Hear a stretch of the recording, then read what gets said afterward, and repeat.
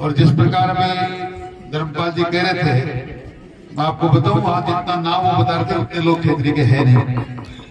और मेरे भाई हैं छोटे, कुछ भी उनको कहने से मना कैसे कर सकते हैं। जितने गांव के नाम बताए उतने ज्यादा लोग नहीं हैं तो ये उदयपुर वाटी के। लेकिन मंत्री महोदय आजकल उदयपुर वाटी और खेतरी और नीम का था और श्री माधव सब लोग एक ही जिले में है, इसलिए हम आपकी सेवा में हाजिर हैं। और उनकी ये बात बिल्कुल सत्य है कि आपको हमारी रक्षा इसलिए करनी है कि आप और हम, मैं तो आंशिक रूप से और धर्मपाल जी आप पूर्ण रूप से उदयपुर नीम का थाना में शामिल है। ये सम्मानित मंच और मंच के समक्ष विराजमान आदरणीय योग्य मेरे बुजुर्गन, नौजवान दोस्तों, माताओं, बहनों, बच्चों और मीडिया के साथियों, देवियों, सज्जनों, बहुत ही अच्छी बातें प्रमुखता से आपके सामने धर्मपाल जी ने रखी। जाति पाति धर्म और मजहब से ऊपर उठकर राजनीति में काम करना चाहिए। क्षेत्र के विकास के लिए हमको समर्पित होना चाहिए। देश का विकास कौन करे, क्षेत्र का विकास कौन करे, ऐसे लोगों को आगे लाना चाहिए। ऐसी पार्टियों को समर्पित होकर चुनना चाहिए जो जिस प्रकार आज इस देश का भला हो रहा है, देश जिस प्रकार विकास की ऊंचाइयों को नाप रहा है। कभी भगवान राम का मंदिर बन रहा है, कभी देश में 370 की धारा हट रही है, कभी ऐसे कानून बन रहे हैं जो माता बहनों के अबलाओं की इज्जत लूटने वाले लोग बेखौफ होकर घूमते थे, उनको फांसी के फंदे पर लटकाने के कानून बनाए जा रहे हैं। आपका मान सम्मान बढ़ाया जा रहा है। माता बहनों का मान सम्मान कैसे बढ़े, किसानों की आय कैसे बढ़े।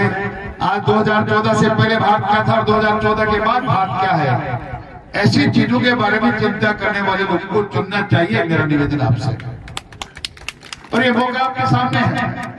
मात्र 2 महीने में आपके सामने फिर एक बार तय करना है कि किस प्रकार की सरकार इस देश में काम करे। 2014 से पहले लोग रोजाना हमारे प्रधानमंत्री जी कभी मन की बात करते हैं, कभी आपको संबोधित करते हैं और बेबाक रूप से कहते हैं 2014 से पहले अखबार जब सुबह पढ़ते थे तो हजारों करोड़ों रुपए का घोटाला, बेटियों के साथ बलात्कार, अबलाओं के अस्पताल के साथ खिलवाड़, विकास का कहीं नाम नहीं। आज घोटाला में कौन मंत्री शामिल, कौन संतरी शामिल।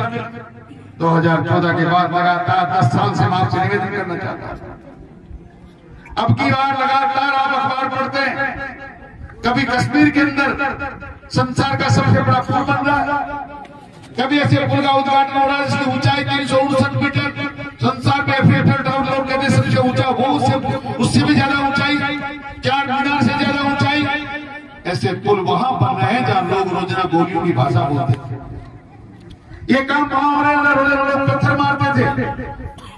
ऐसी ऐसी सड़कें, मंत्री महोदय, महीने भर पहले एक शादी में मुंबई जाने का मौका मिला। लोगों ने पूछा क्या देखोगे, मैंने कहा यार किसी हमारी सरकार ने अटल सेतु बनाया है, मुझे मुंबई में और कुछ नहीं देखना। वो देखा और वाकई मंत्री महोदय जब उसको मैंने देखा तो मन गदगद हो गया।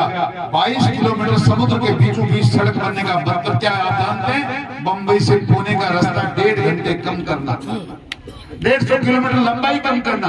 60 साल से लगातार सरकारें सोच रही थी मुंबई के समुद्र में अगर पुल बन जाए तो पुणे की दूरी कम हो जाए, कोई बना नहीं पाया।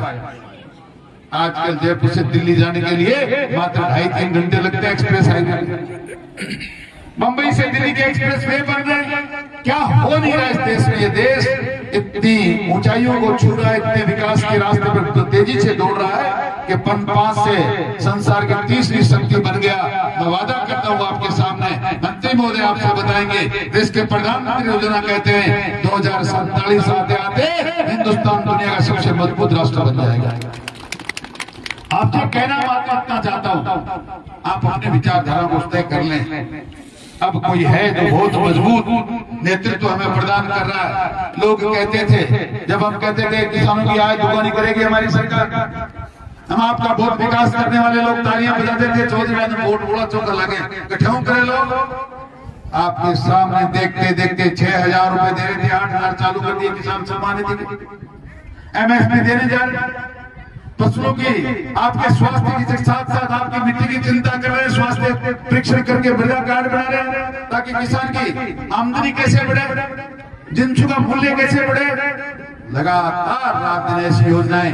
अब तो 83 योजना शुरू हुई है, बिजली के बिल की जरूरत नहीं, 300 मेगा किलोवाट 300 यूनिट तक आपकी छत के ऊपर सरकार फ्री में सोलर लगा के दे रही है। 5 साल तक सरकार का जो ठेकेदार आपकी सोलर लगाएगा वो अपना पैसा लेगा और 5 साल के बाद जितनी सरप्लस बिजली होगी बिकेगी निगम में जाएगी, पैसा किसान को मिलेगा।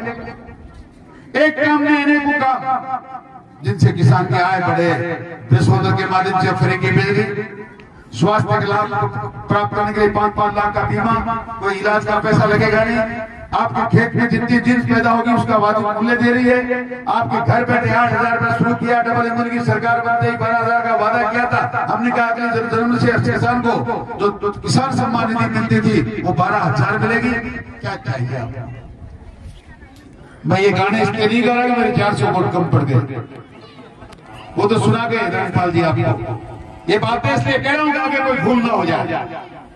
आगे आने वाले समय में उदय प्रवाटी ऐसा इतिहास रचे कि लोकसभा में विधानसभा में जितनी गलती हुई है उतनी लोकसभा में इतना अधिक बहुमत बोलो भारतीय जनता पार्टी को मिले।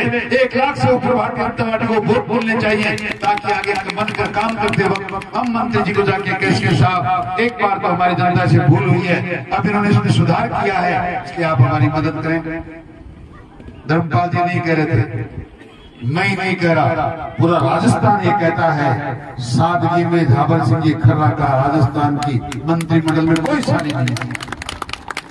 मुझे तो 60 दिन के साथ रहने का मौका मिला, मिलकर के साथ काम करने का मौका मिला।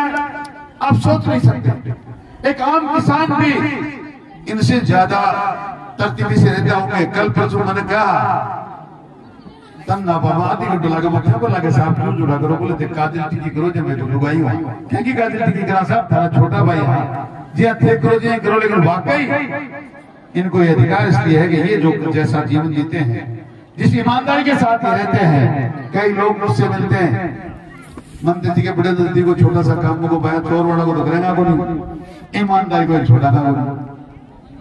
वाकई साहब ये भी बात इसलिए नहीं कह रहा मैं कि आज आप मंत्री हैं और मैं चुनाव आ गया, मैं इसलिए कहता हूं कि मैं जिस दिन से आपसे मिला हूं मैं इतना हृदय से आपका सम्मान करता हूं। मुझे पता नहीं क्यों अपने बुजुर्गों की सी याद आप में आती है, आप में लगता है कि वाकई आधुनिक प्रजातंत्र में आप जैसे लोग अगर राजनीति में आएंगे तो इस देश के विकास को, इस देश के उत्थान को कोई रोक नहीं सकता। हमेशा आपको इस बात के लिए प्रणाम करता हूँ। आप लोगों से भी कहना चाहता हूँ ऐसे लोगों को आगे लाना चाहिए जो किसान से जुड़े हों, किसान की समस्या को जानते हो, एक एक चीज के बारे में इतनी गहराई से जितना ज्ञान झाबर सिंह जी को है शायद ही किसी को होता होगा। मैं एक मेरे छोटे से आग्रह पर आपके यहाँ पधारने पर पुनः एक बार आपका अभिवादन करता हूँ, आपका स्वागत करता हूँ और आशा करता हूँ कि आप हमारी कृपा दृष्टि हमेशा इसी प्रकार बनाए रखेंगे। और जितने लोग यहाँ पधारे हैं जिन्होंने यहाँ आकर इस कार्यक्रम की शोभा बढ़ाई है, मैं उनका भी बहुत बहुत सम्मान करना चाहता हूँ। उदय प्रवाटी की धरा पर एक बार मंत्री महोदय का पुनः बहुत अभिनंदन, बहुत आभार, आपका बहुत बहुत धन्यवाद। जय हिंद।